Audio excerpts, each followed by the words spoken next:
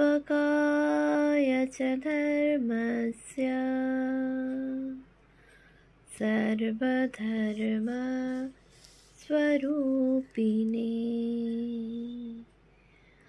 अवतारवरिष्ठाय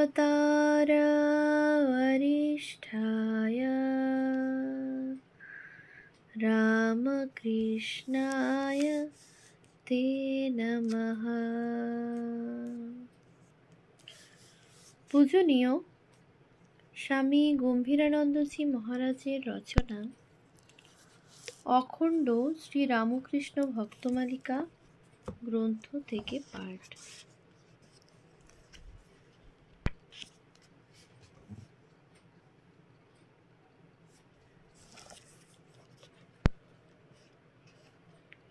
পৃষ্ঠা সংখ্যা 232। স্বামী রামকৃষ্ণানন্দ। হুগলি জেলার ময়াল ইচ্ছাপুর গ্রামবাসী বাপুলি উপাধিধারী শ্রীযুত কালীপ্রসাদ চক্রবর্তীর 3 পুত্র ছিলেন, রামানন্দ, রাজচন্দ্র ও ঠাকুরদাস। রামানন্দের পুত্র গিরিশচন্দ্র ছিলেন শরৎচন্দ্র বা স্বামী শারদানন্দের পিতা এবং রাজচন্দ্রের পুত্র ঈশ্বরচন্দ্র ছিলেন শশীভূষণ বা স্বামী রামকৃষ্ণানন্দের পিতা। শ্রীযুত গিরিশচন্দ্র কলকাতায় বাটি নির্মাণ করিয়া সেখানেই বাস করিতে থাকেন, কিন্তু শ্রীযুত ঈশ্বরচন্দ্র স্বগ্রামে থাকিয়া যান।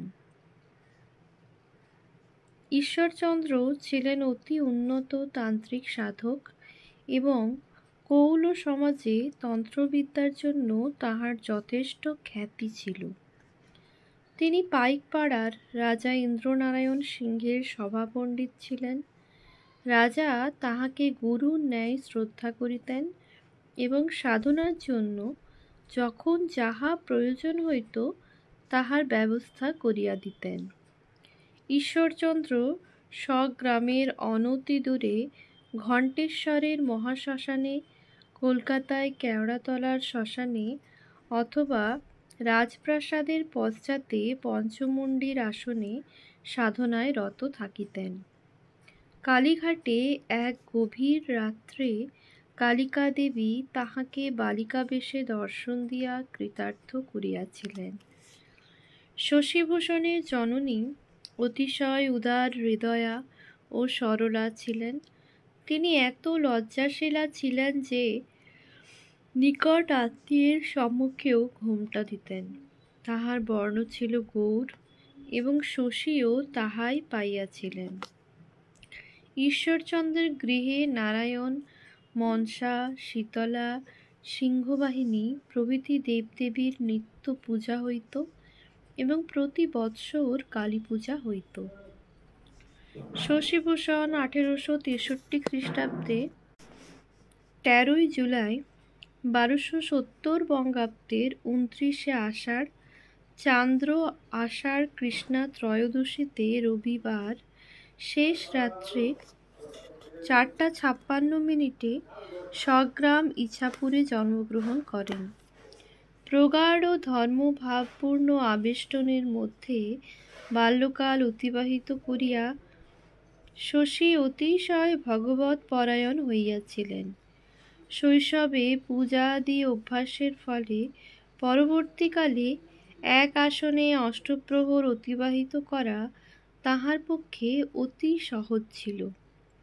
গ্রাম্য বিদ্যালয়ে পাঠ সমাপনান্তে তিনি ইংরেজি শিক্ষার জন্য কলকাতায় শরৎচন্দ্রের গৃহে আসেন এবং যথাসময়ে প্রবেশিকা পরীক্ষায় উচ্চ স্থান অধিকারপূর্বক বৃত্তি প্রাপ্ত হন। অনন্তর আলবার্ট কলেজ হইতে FA পাশ করিয়া মেট্রোপলিটন কলেজে BA পড়েন। ছাত্রজীবনে শশী ও শরৎ ব্রাহ্ম সমাজের প্রতি আকৃষ্ট হইয়া কেশবচন্দ্রের নিকট যাতায়াত আরম্ভ করেন। উভয়েই সমাজের সদস্য হইয়াছিলেন এবং শশী কিছুদিন কেশবচন্দ্রের পুত্রের গৃহশিক্ষকতা করিয়াছিলেন। শৈশবের ন্যায় বাল্য ও যৌবনেও শশীর ধর্মভাব সুপরিস্ফুট ছিল। চৈতন্য চরিতামৃতে আকৃষ্ট হইয়া তিনি আজীবন নিরামিষ আহারের সংকল্প গ্রহণ করেন ও শেষ দিন পর্যন্ত তাহা প্রতিপালন করেন। বাল্যকালে স্বাভাবিক পরিবেশের প্রভাবে এবং বাগ্মীপ্রবর কেশবচন্দ্র সেনের আকর্ষণে শশীর আধ্যাত্মিক ক্ষুধা কিঞ্চিৎ প্রশমিত হইলেও সম্পূর্ণ শান্ত হইল না, বরং তাহার বুভুক্ষা বৃদ্ধি পাইল মাত্র। অবশেষে সহপাঠী কালীপ্রসাদ চক্রবর্তী জানাইলেন যে কেশবচন্দ্র সেন মহাশয়ের ইন্ডিয়ান মিরর নামক পত্রিকায় দক্ষিণেশ্বরের পরমহংস শ্রী রামকৃষ্ণ সম্বন্ধে অপূর্ব বিবরণ প্রকাশিত হইতেছে। একদিন তাহার দর্শনের জন্য তথায় যাইতে হইবে। তদনুসারে শরৎ ও শশী বন্ধুসহ 1883 খ্রিস্টাব্দের অক্টোবর মাসে দক্ষিণেশ্বরে উপস্থিত হইলেন। এই বিবরণ সম্বন্ধে মতভেদ আছে। আমরা ব্রহ্মচারী প্রকাশ প্রণীত স্বামী শারদানন্দ 15 থেকে 16 পৃষ্ঠা, অদ্বৈতাশ্রম হইতে প্রকাশিত লাইফ অব শ্রী রামকৃষ্ণ 472 পৃষ্ঠা ও ভগিনী দেবমাতা রচিত Shri Ramakrishna and his disciples 95 পৃষ্ঠা, এই তিনটি বিবরণের মধ্যে যথাসাধ্য সামঞ্জস্য সাধন করিয়া ইহা লিখিলাম। যুবকদিগকে শ্রী রামকৃষ্ণ অতি প্রীতি সহকারে গ্রহণ করিলেন এবং কেশবচন্দ্রের সমাজে যাতায়াত আছে শুনিয়া শশীকে জিজ্ঞাসা করিলেন, তিনি সাকার ভালোবাসেন কিংবা নিরাকার? শশী উত্তর দিলেন, ঈশ্বর আছেন কিনা তাই জানি না, তাঁর আবার সাকার না নিরাকার।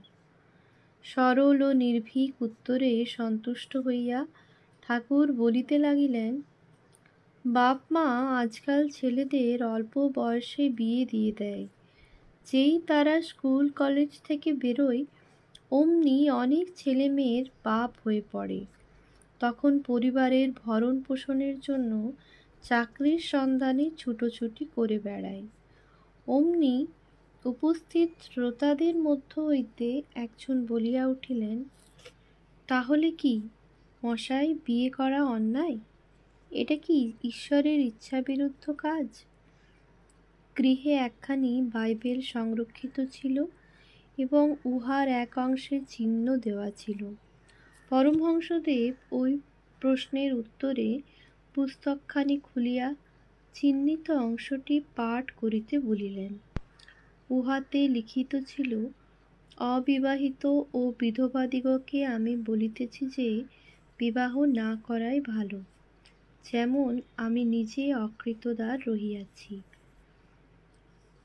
কিন্তু তাহারা যদি সংযম অবলম্বন না করিতে পারে তবে বিবাহ করাই ভালো, কারণ বাসনার আগুনে পুড়িয়া মরা অপেক্ষা বিবাহ করাই উত্তম। পাঠ শেষ হইলে পরমহংসদেব বুঝাইয়া দিলেন যে বিবাহই সর্বপ্রকার বন্ধনের মূল। জনৈক শ্রোতা পুনর্বার আপত্তি তুলিলেন, আপনি কি তাহলে বলতে চান যে বিয়ে করাটা ঈশ্বরের ইচ্ছাবিরুদ্ধ কাজ? বিয়ে না করলে সৃষ্টি থাকবে কি করে? শ্রী রামকৃষ্ণ সহাস্যে উত্তর দিলেন, তার জন্য তোমায় ভাবতে হবে না। যারা বিয়ে করতে চায় তারা করবে বই কি। ও আমাদের মধ্যে একটা কথা হয়ে গেল। আমি যা বলবার আমি বলেছি, আমার যা বলবার আমি বলেছি, তুমি ন্যাজা মোড়ো বাদ দিয়ে নিও। সেদিন বিরুদ্ধ প্রতিবেশের মধ্যে যুবকদের সহিত প্রাণ খুলিয়া আলাপ করা হইল না। সুতরাং বিদায়কালে ঠাকুর শশী প্রভৃতিকে বলিয়া দিলেন, আবার এসো, কিন্তু একা একা, ধর্মের সাধন গোপনীয়। প্রথম দিনেই ঠাকুর শশীর মন জয় করিয়া লইলেন। এই আকর্ষণের ফলে তিনি কলেজের ছুটির দিনে দক্ষিণেশ্বরে যাইয়া ঠাকুরের কথামৃত পান করিতে লাগিলেন। প্রথমত তিনি অনেক কথা বলিতেন, কিন্তু অতঃপর যুবক মনে বহু সন্দেহ উঠিলেও এবং সন্দেহ নিরসনের জন্য দক্ষিণেশ্বরে গেলেও ঠাকুরকে ভগবৎ প্রসঙ্গে নিমগ্ন ও ভক্ত পরিবেষ্টিত দেখিয়া আর বিশেষ বাক্যস্ফূর্তি হইত না। তাহাকে দেখিলেই ঠাকুর বলতেন, বস বস। তিনিও বসিতেন, কিন্তু আশ্চর্যের বিষয় এই যে ওইভাবে বসিয়া থাকিতে থাকিতেই মনের সংশয় বিদূরিত হইয়া তৎস্থলে অপূর্ব শান্তি বিরাজ করিত। ক্রমে সুযোগ বুঝিয়া ঠাকুর তাহার নিকট স্বীয় স্বরূপ প্রকটিত করিয়া তাহার হৃদয় মন চিরতরে এক উচ্চতর স্তরে তুলিয়া লইলেন। একদিন বস্তু বিশেষের সন্ধানে শশী দ্রুত পদে ঠাকুরের কক্ষ অতিক্রম করিয়া যাইতেছেন। এমন সময় ঠাকুর বলিয়া উঠিলেন, তুই যাকে চাস সে এই, সে এই, সে এই। চকিতে শশীর দৃষ্টি অনুসন্ধেয় বস্তু হইতে সদানন্দময় ঠাকুরের প্রতি আকৃষ্ট হইল। তিনি বুঝিলেন ঠাকুরই জীবনের একমাত্র জ্ঞেয় বস্তু, আর সব অনুসন্ধান এই বৃহৎ অনুসন্ধানেরই রূপান্তর মাত্র। দক্ষিণেশ্বরে যাতায়াতের ফলে শশী ক্রমে নরেন্দ্রাদি যুবক ভক্তদের সহিত পরিচিত ও প্রেম সূত্রে সংবদ্ধ হইলেন। এক সময়ে নরেন্দ্রের মুখে সুফি কাব্যের প্রশংসা শুনিয়া মূল কাব্যপাঠের আগ্রহে তিনি ফার্সি ভাষা শিখতে আরম্ভ করিলেন। একদিন কালীবাড়িতে এতই মনোযোগ সহকারে ওই ভাষা আয়ত্ত করিতেছিলেন যে ঠাকুর 3 বার ডাকিলেও কোনো উত্তর পাইলেন না। অবশেষে শশী নিকটে আসিলে তিনি জানিতে চাহিলেন এত নিবিষ্ট মনে কি করা হইতেছিল। ফার্সি পড়িতেছিলেন শুনিয়া তিনি সাবধান করিয়া দিলেন, অপরা বিদ্যায় ডুবে যদি পরাবিদ্যা ভুলে যাস তো তোর হৃদয় ভক্তিহীন হয়ে যাবে। শশীর ফার্সি পড়া আর অগ্রসর হইল না। ঠাকুর বরফ খাইতে ভালোবাসিতেন, তাই এক গ্রীষ্মের দিনে কলকাতায় বরফ কিনিয়া শশী পদব্রজে দক্ষিণেশ্বরে আসিলেন।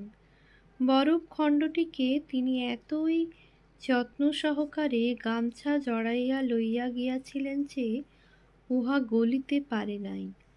ঠাকুর তাহার ঐকান্তিকতা, বুদ্ধি এবং রৌদ্রে দেহ ঘর্মাক্ত ও মুখ শুষ্ক দেখিয়া ব্যথিত কণ্ঠে তারিফ করিয়া বললেন, আহা, তোর বড় কষ্ট হয়েছে। দেখ, যার হাতে জল গলে না লোকে তাকে কৃপণ বলে, কিন্তু আমি দেখছি তুই কৃপণ নোস, তুই দাতা। ফলত দক্ষিণেশ্বরে বারংবার যাতায়াত ও ঠাকুরের সেবাদির ফলে শশী তাহার স্নেহ আকর্ষণ করিতে সমর্থ হইয়াছিলেন। এতদ্ব্যতীত ইহাদের অলৌকিক সম্বন্ধ তো ছিলই। ঠাকুর বলিয়াছিলেন, শশী আর শরৎকে দেখেছিলাম ঋষি কৃষ্ণের অর্থাৎ যীশুখ্রিস্টের দলে ছিল।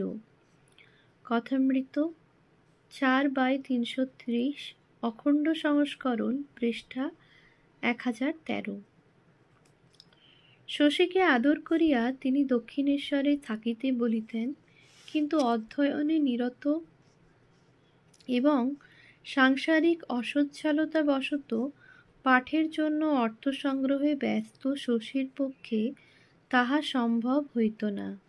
কিন্তু ক্রমে এমন সময় উপস্থিত হইল যখন সাংসারিক চিন্তাকে ছাপাইয়া তাহার হৃদয়ে শ্রীরামকৃষ্ণ প্রেমই পূর্ণরূপে উদ্বেলিত হইল।